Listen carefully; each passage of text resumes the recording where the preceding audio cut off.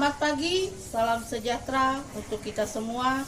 Yang terhormat Bapak Ibu dosen, pemuji UKIN, PPG dalam jabatan Pendidikan Agama Katolik Batch 1 tahun 2024 LPTK Sekolah Tinggi Santo Yakobus Merauke.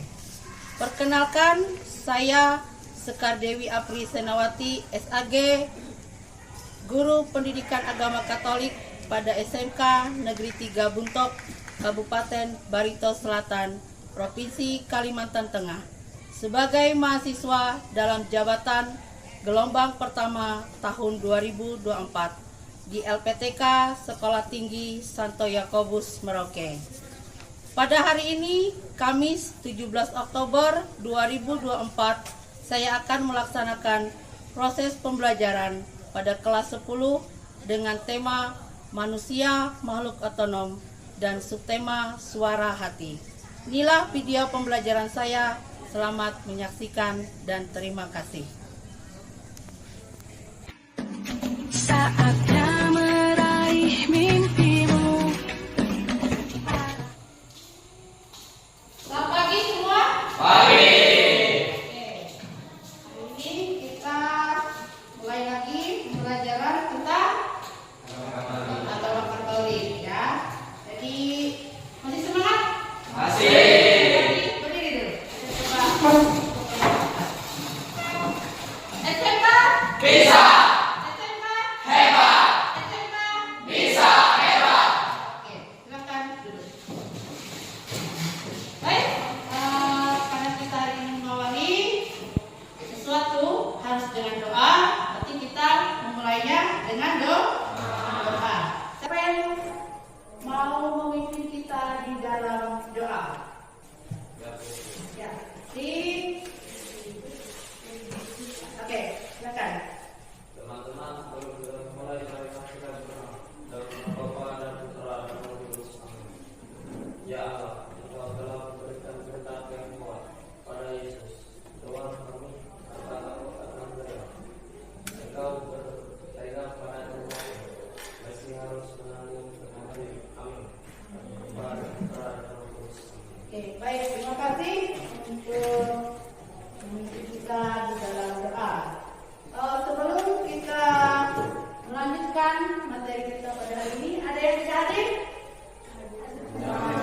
Semua ya, berarti hari ini semangat untuk mengikuti pelajaran pendidikan agama Katolik ya. Jadi kita hari ini akan melihat bagaimana dosen kita, lalu bagaimana tentang materi-materi yang telah lalu yang sudah kalian pelajari.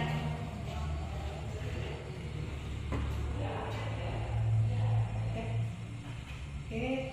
Nah, sekarang kita lihat bagaimana pagi ini kita harus bersemangat. Ibu mau ngecek siapa-siapa namanya hari ini yang memang hadir pada hari ini ya. Pani. Oke. Irwan. Hadir, Bu.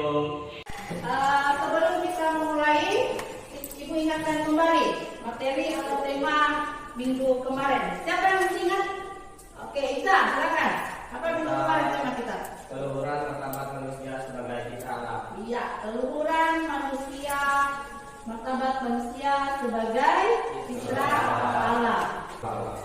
Nah, ini yang minggu kemarin, keluhuran martabat manusia sebagai citra Allah. Artinya kita diciptakan itu sama dengan Allah. Dan tugas kita itu adalah berkatnya yang terutama dengan kemampuan intelektual kita. Kita bagaimana cara kita mengelola, bagaimana kita bertanggung jawab dengan apa yang sudah Allah berikan kepada kita. Nah, sekarang kita akan memasuki tema yang baru. Tema yang akan kita pelajari pada hari ini yaitu manusia makhluk yang otonom. Dan subtema kita itu adalah suara hati. Nah, kita akan berbicara dari hati ke hati. Kita bagaimana cara kita mengelola suara hati itu. Bagaimana nanti kita akan memperbaiki apakah suara hati kita pada saat ini sudah baik di jalur yang Allah inginkan ataukah di jalur yang masih belum Allah bagi kita. Ya, di sini nanti kita akan melihat apa sih fungsi dan makna suara hati itu sendiri. Lalu setelah itu bagaimana proses suara hati itu berjalan di dalam kehidupan kita pribadi.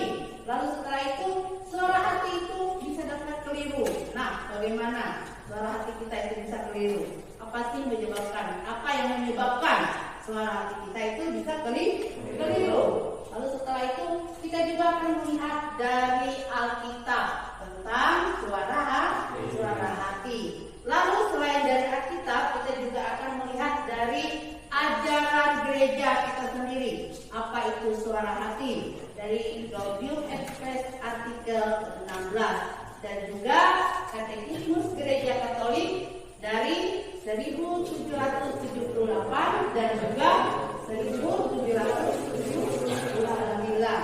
Di sini nanti kita akan membahas lebih dalam lagi apa sih itu suara hati.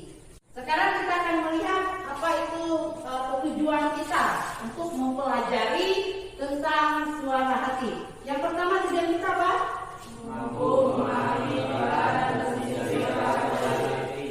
dua, atas karunia suara hati, disiplin terhadap suara hati, mewujudkan suara hati dalam hidup sehari-hari. Nah, ini tujuan kita ya, untuk memperdalami tentang materi suara hati itu. Lalu kita akan melihat juga bagaimana kriteria ketercapaian tujuan pembelajaran itu bagi kalian sendiri. Apakah kalian benar-benar memahaminya tentang materi yang akan kita bahas? Yang pertama itu apa? Kriterianya.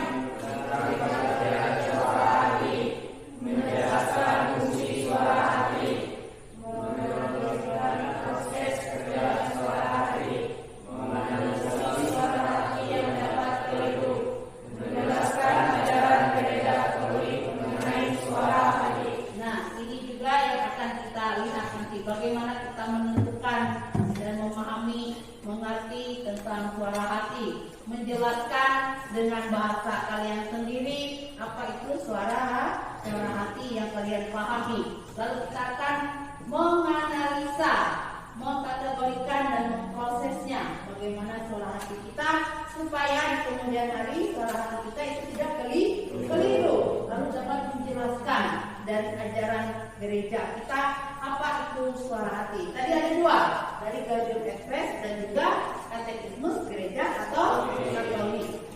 Ya. Sebelum yang benar-benar kita akan mendalami tentang materi suara hati, Ibu mau bertanya kepada kalian, apa itu suara hati? Saya, Bu. Oke, ya, Fani, silakan. Keputusan praktis atau budi yang membantu seseorang dalam menjalankan atau membatalkan suatu tindakan, perlu atau tidak perlu untuk dilakukan. Nah, suara hati itu perlu atau tidak perlu dilakukan, atau perlu didengar atau tidak suara hati itu sendiri. Yang kedua, apa fungsi suara hati di dalam kehidupan sehari-hari? Siapa? Oke, kita. Fungsi dari suara hati dalam kehidupan sehari-hari ialah sebagai pedoman atau pegangan untuk menilai tindakan apakah baik atau buruk, menuntun manusia menjadi pribadi yang berperilaku positif, membantu menyebabkan akal dan perasaan dalam pengambilan keputusan, dan membantu menghasilkan keputusan yang mendukung kebaikan dan keadilan. Nah, suara hati itu menjadi pedoman bagi kita, lalu menjadi hakim bagi kita, menjadi penentu suara hati itu apakah kebaik atau kebenar. Yang ketiga, bagaimana suara hati itu bekerja? Saya, Bu. Oke, Olive, silakan. Sebelum bertindak, ia berfungsi sebagai petunjuk yang mengingatkan pengetahuan kita bahwa ada yang baik dan yang buruk. Oke, itu berarti suara hati itu bekerja. Tepuk tangan untuk semua yang berada di bawah. Tadi sudah kita lihat beberapa pertanyaan. Semoga pertanyaan yang sudah kita lihat tadi membantu kita sedikit memahami itu tentang suara hati. Kita dengarkan. Kadang kita melihat bahwa nanti saja dulu untuk berdoa, nanti saja dulu untuk ini, untuk itu, ke hal-hal yang baik itu sendiri.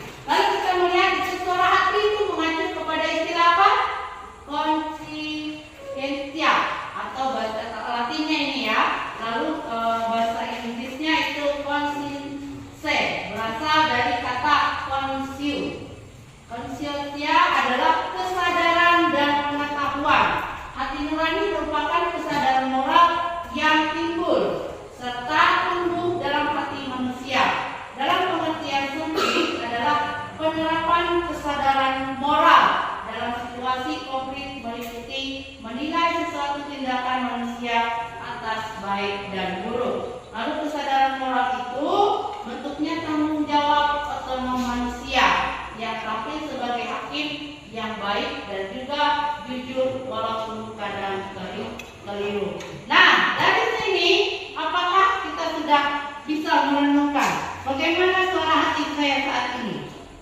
Bagaimana saya mendengarkan suara hati saya itu sendiri. Apakah sudah benar ataukah belum? Sekarang kita setelah dijelaskan beberapa tadi, kita akan mengamati satu kisah. Nanti Ibu akan kalian dengarkan kisah yang akan Ibu bagikan kepada kalian, ya, tentang pemimpin yang mempunyai hati nurani.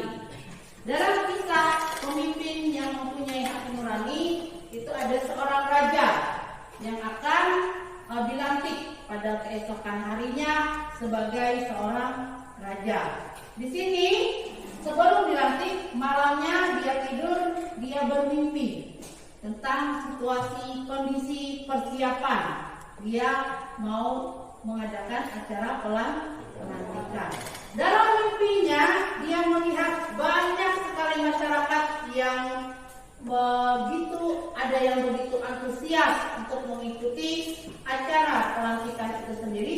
Ada yang bercucuran air mata. Yang bercucuran air mata itu orang-orang yang dipaksa untuk mau ikut terlibat di dalam pelantikan seorang raja itu sendiri. Di sini dia melihat bagaimana masyarakat yang mempersiapkan, yang dipaksa untuk mempersiapkan itu, lalu harus dikerja ekstra supaya pelantikan itu berjalan dengan lancar. Di sini berjalan, raja itu sendiri melihat masyarakatnya disiksa oleh serdadu, masyarakatnya disiksa oleh tentara-tentara, supaya persiapan itu sempurna. Ada tukang jahit yang harus dipaksa untuk 1 hari 1 malam bekerja mempersiapkan baju yang bagus, yang rapi untuk sang raja. Ada tukang besi, tukang emas yang harus mempersiapkan tongkat kerajaan, kejayaannya supaya itu lebih bagus dan lebih menarik. Ada yang di bagian konsumsi atau di bagian makanan yang harus dipaksa ekstra untuk mempersiapkan. Dan masyarakat pun di situ juga harus dipaksa untuk andil dalam hal-hal seperti ini, yaitu dalam menyumbangkan apa yang mereka punya, lalu memberikan kepada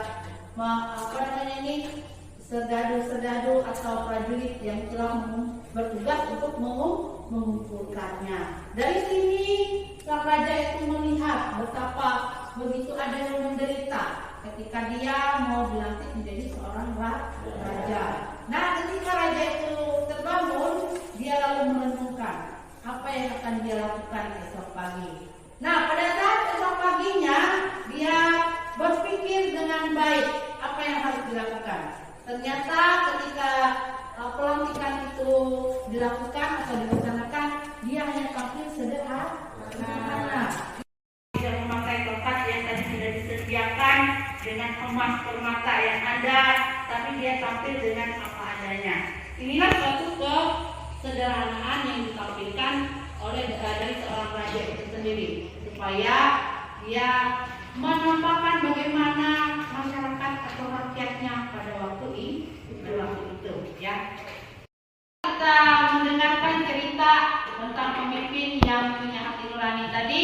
Ibu mau bertanya kepada kalian, apakah konsentrasi kalian benar-benar di cerita yang Ibu ceritakan tadi ataukah tidak? Yang pertama, bagaimana kesanmu setelah membaca cerita tersebut? Oke, Rian, silakan. Bahwa menjadi seorang pemimpin harus mempunyai hati nurani dan belas kasihan. Oke, terima kasih. Tepuk tangan untuk Rian. Yang kedua, apa yang dialami Putra Mahkota sebelum dilantik? Iya, silakan Yogi. Mimpi melihat rakyat yang menderita sengsara. Oh iya, melihat rakyatnya menderita sengsara. Tepuk tangan untuk Yogi. Yang ketiga, apa yang telah memicu Putra Mahkota untuk mau dan peduli terhadap rakyatnya? Silakan. Iya, oke. Glenn. Karena Putra Mahkota sedih melihat rakyatnya dipaksa. Nah, mereka atau rakyat Putra Mahkota tadi sedih ya melihat rakyatnya dipaksa. Oke, terima kasih.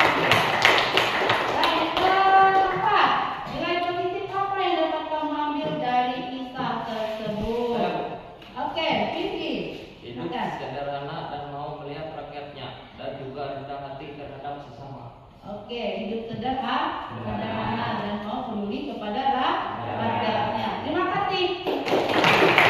Ada lagi yang mau menambah? Untuk nilai positif yang sudah kalian ambil dari cerita di atas? Ada lagi yang mau menambah? Sudah. Oke, terima kasih untuk semua. Tepuk tangan dulu. Nah, setelah kita tadi sudah mendengarkan cerita, lalu kalian menjawab cerita itu, ayo kita amati gambar yang ada di depan kita pada saat ini. Ada 3 gambar yang bertemakan tentang suara hati. Yang pertama apa? Hati adalah yang tubuh. Yang kedua? Seni bersikap rendah hati tanpa merasa rendah diri. Yang ketiga? Kerendahan hati. Oke, gambar yang ada. Lalu apa yang kalian pikirkan ketika kalian sudah membaca tentang 3 gambar yang ada? Nah, setelah ini kita perhatikan satu video yang akan Ibu tampilkan kepada kalian. Silakan diperhatikan video yang akan kita lihat nanti ya.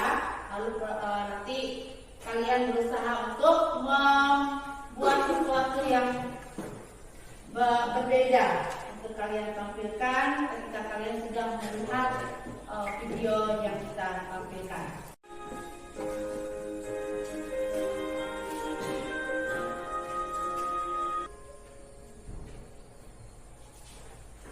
Oke, sudah diamati videonya. Apa yang terjadi dari video yang ada. Nah, sekarang kita akan membentuk satu kelompok untuk membicarakan dan mengamati tentang video dan gambar yang sudah kita lihat tadi. Silakan kita berkelompok untuk membahasnya. Baik, sudah membentuk kelompoknya. Mari kita sama-sama diskusi tentang apa yang sudah kita lihat tadi. Kita amati, ya. Jadi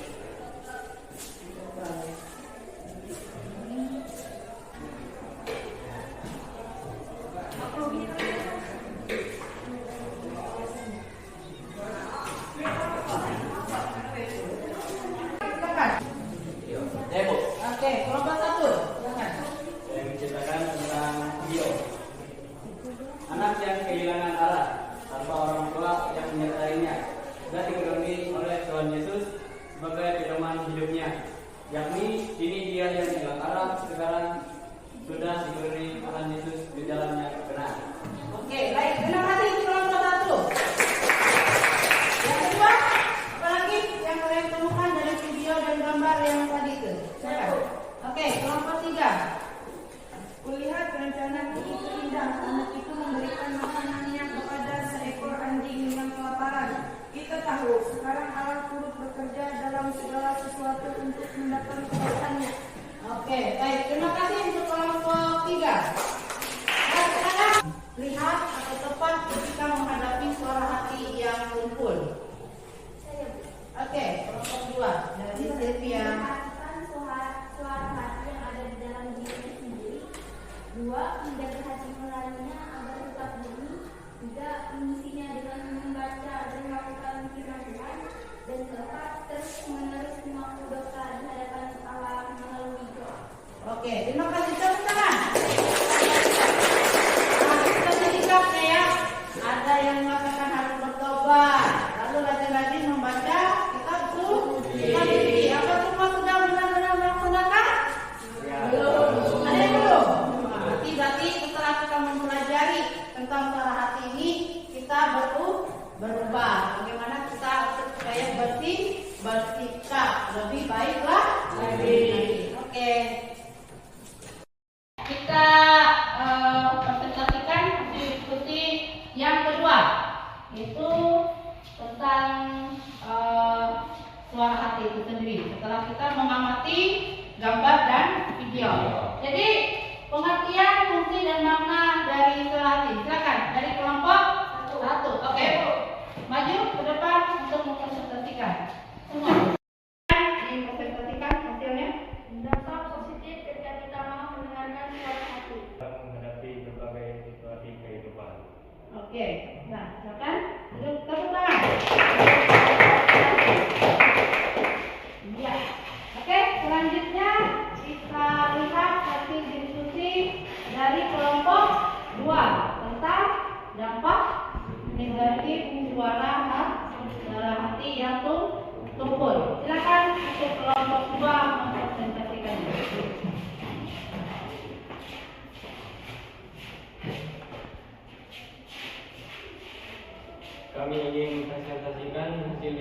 kami dari kelompok 2 yang ini.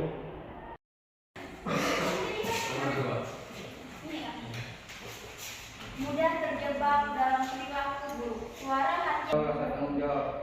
Hal ini berpotensi merusak hubungan dengan keluarga, teman, atau rekan kerja karena kepercayaan dari orang lain semakin berkurang.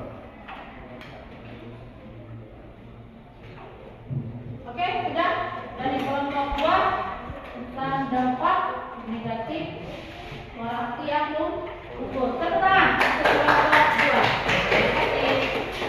Yang selanjutnya kita akan dengarkan diskusi dari kelompok 3 tentang suara hati dari ajaran kitab suci.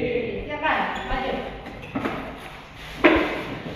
Dari kelompok kami, pertama-tama perkenalkan nama saya Satya Putra, nama saya Dewan, Nama saya Oki Nurhaya. dan nama saya Franciscus Adrian Pramudia. Kami suara hati mereka turut bersaksi dan pikiran mereka saling menuduh atau saling mengelak. Sekian presentasi dari kelompok kami ucapkan terima kasih. Oke, tepuk tangan untuk kelompok 3 yang sudah mempresentasikan hasil diskusinya. Nah, itu tadi sudah kita lihat bagaimana dari kalian melihat dampak positif dan negatif dari suara hati. Lalu mempresentasikan hasil diskusi kita lihat dari Alkitab atau ajaran kitab suci. Walaupun tadi sudah dari kelompok 3 sudah memperlihatkan dari berbagai penemuan mereka di Alkitab atau kitab suci tentang suara hati. Ya, nanti kita sama-sama membaca dari Roma bab 2 ayat 14 sampai dengan 16 ya. Ada 3 ayat, silakan nanti masing-masing kelompok satu persatu membaca. Dari kelompok 1 silakan gereja dari Gaudium et Spes ayat 3 ke 16 itu suara hati itu selalu menyuruhkan kebaikan untuk dilakukan dan kejahatan untuk dihindari. Dasar dari suara hati itu sendiri. Lalu suara hati itu merupakan tempat yang paling suci dalam diri manusia karena dia bersama dengan Allah. Setiap orang dari lubuk hatinya dapat menemukan suara hati yang mengantarkan kepada manusia yang berkualitas dan melaksanakan tindakan. Itu dari nah, sekarang kita akan melihat bagaimana atau sampai mana pemahaman kalian tentang suara hati itu sendiri. Silakan dicatat ini soal untuk kalian. Apa ibu mau melihat sampai mana sejauh soalnya? Silakan kumpul bukunya yang sudah kalian jawab. Arah sendiri.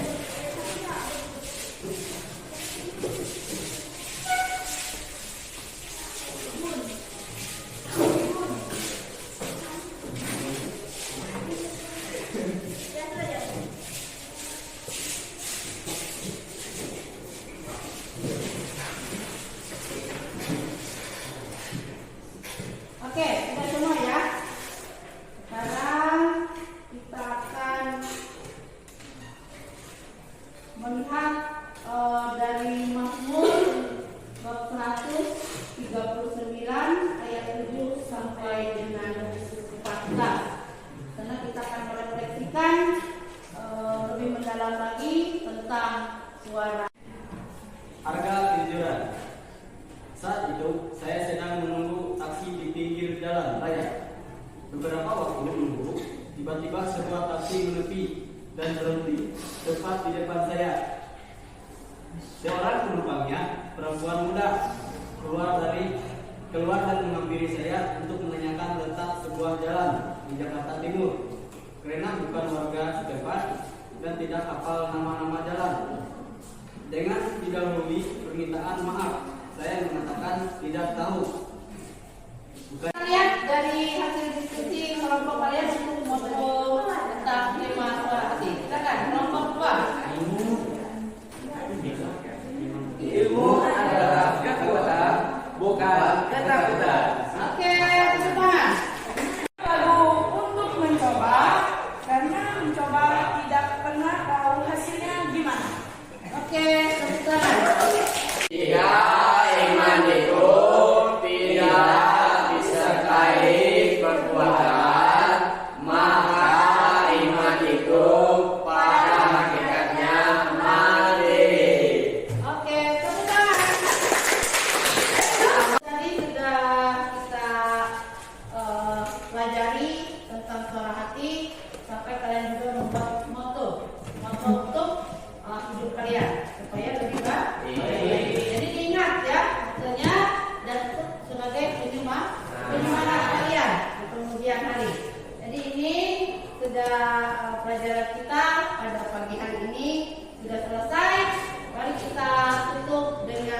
berdoa.